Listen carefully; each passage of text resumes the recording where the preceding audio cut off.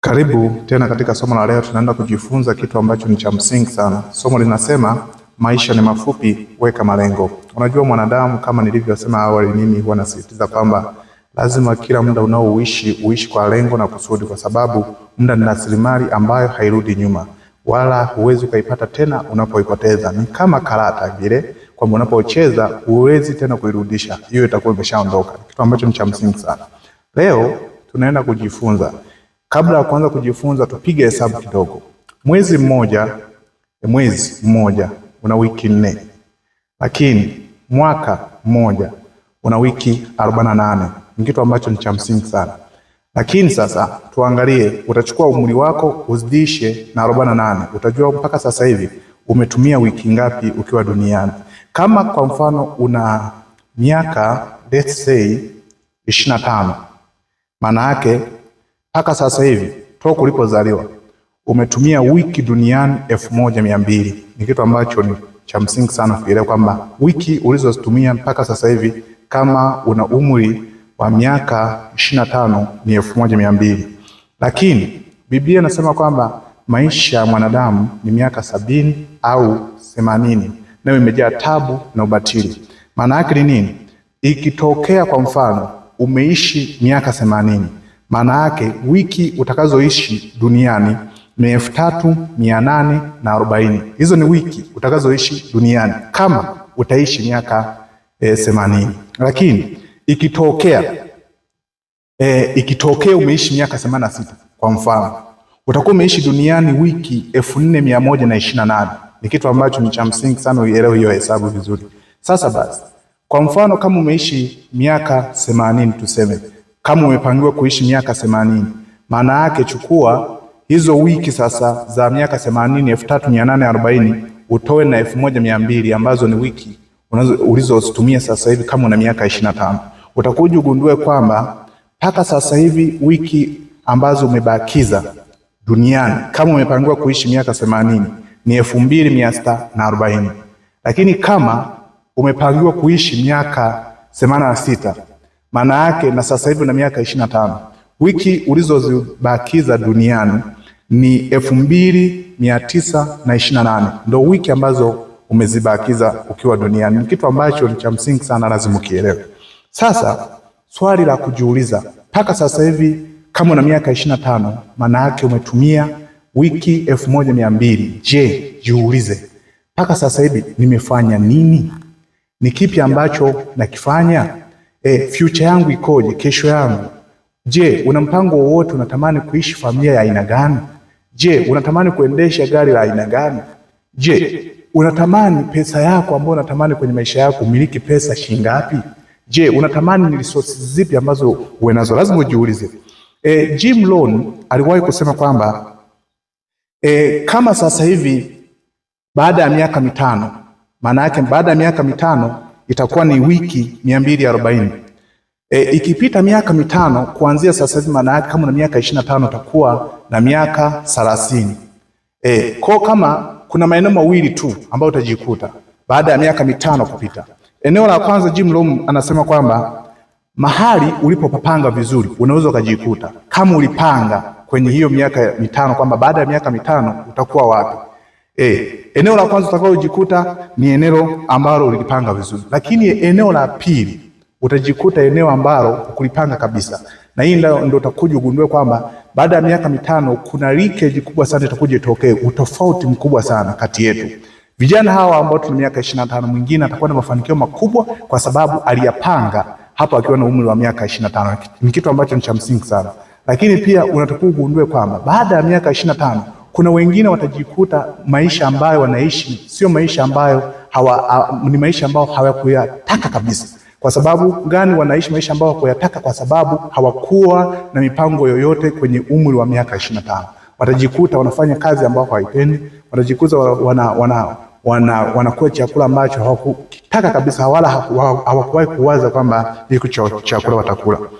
Wewe ni president wa maisha yako.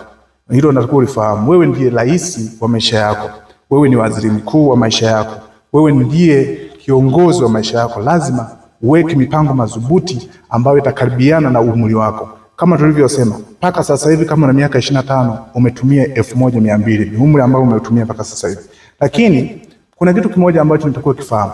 Brian Tracy aliwahi kuulizwa swali kwamba ukipewa dakika 5 tu za kuambia watu, ni kipi ambacho ungemshauri kijana mwenye miaka angalau 25 na kwenda juu?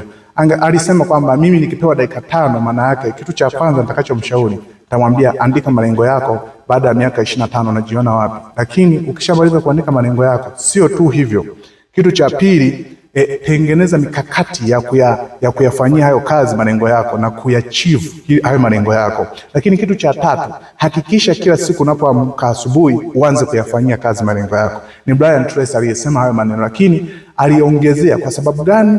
It does not matter where you are coming, lakini kinachomata sana kwenye maisha ni where you are going, kwamba ni wapi unakoelekea, ile direction.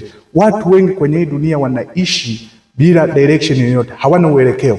Anaamka asubuhi, anaota jua, mpaka jioni inafika hajafanya kitu chochote cha msingi. Na watu wengi wamepoteza muda mwingi sana kwenye kufanya kazi ambazo ni ndogo ndogo, ambazo zina add value kwenye maisha yao, ambao ni ndogo sana. Lakini Brian Tracy anashauri kwamba tengeneza malengo na ufanye kazi ambayo itakuwa na impact kubwa sana kwenye miaka yako 5 inayokuja. Ni kitu cha msingi sana wewe kama kijana. Kuna mkutano mmoja uliwahi kufanyika Chicago. Matajiri walikuwa wamekutanika, kama matajiri unavyojua kwamba walikuwa na furaha sana wakati wamekutana. Kwa walivyokuwa wamekutana, swali likaibuka kwamba hivi mnahisi ni kwa nini tumefanikiwa mpaka sasa hivi? Wakasema wote majibu yao ilikuwa ni moja tu, kwamba success is a goal and all else is a comment. Kwamba maana yake kwamba mafanikio unatakiwa uelewe kwamba ni malengo na vingine vyote vinavyobaki ni comment. Ndio jibu ambalo walisema kwamba kumbe kufanikiwa sio accident, sio ajali unayokutana nayo kwamba hapana, bali kumbe mafanikio lazima uweke malengo. Na vijana wengi cha kushangaza kwamba hawana malengo. Nitakuonyesha kwa nini hawana malengo. Hawajui wanakoenda na hawaelewi kwa nini malengo, kwa sababu wanaogopa fear of rejection, wanaogopa watu kwamba watasemaje. Weka malengo wewe kama kijana. Ngoja nikuonyeshe kwamba kwa nini nasema kwamba vijana wengi, tafiti zinaonyesha hawana malengo. Kuna jamaa mmoja anaitwa Mark M. Scosmark. Huyu aliandika kitabu kinachosema What They Don't Teach You in the Harvard Business School. Aliandika, lakini ndani ya hicho kitabu aliandika research iliyofanyika katika chuo kikuu cha Harvard mwaka 1979 na 1989.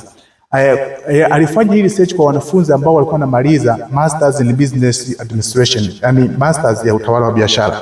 Sasa mwaka 1979 waliulizwa wanafunzi ambao walikuwa wanamaliza hiyo Masters ya Business Administration, waliulizwa kwamba ni wanafunzi gani ambao wana malengo yaliyoandikwa na wana plani ya kuachieve hayo malengo. 3% tu ya wanafunzi ambao walikuwa wanamaliza chuoni ilionekana ndio walikuwa na malengo. 3% tu ya wanafunzi ambao walikuwa wanamaliza chuoni ndio waliokuwa na malengo yaliyoandikwa na walikuwa wana mpango wa kuachieve, walikuwa wameandika kabisa namna ya kuachieve. Lakini 13% ilionekana kwamba ni wana malengo, lakini hayo malengo yao hawakuyaandika. Yaani wana malengo lakini hawakuandika. Lakini 84% cha kushangaza ni kwamba ni wanafunzi waliomaliza lakini hawana lengo lolote na wala hawajui wanakoelekea, 84%. Lakini baada ya miaka 10 kupita, 1979, baada ya miaka 10 kupita, walifanya tena kuwaendea wale wanafunzi wa hilo darasa. Huu ni utafiti ambao ulifanyika katika chuo kikuu cha Harvard. Wakakuta 13% ya wanafunzi ambao walikuwa na malengo lakini hawajaandika walikuwa wamefanikiwa sana zaidi ya wanafunzi ambao walikuwa hawana malengo.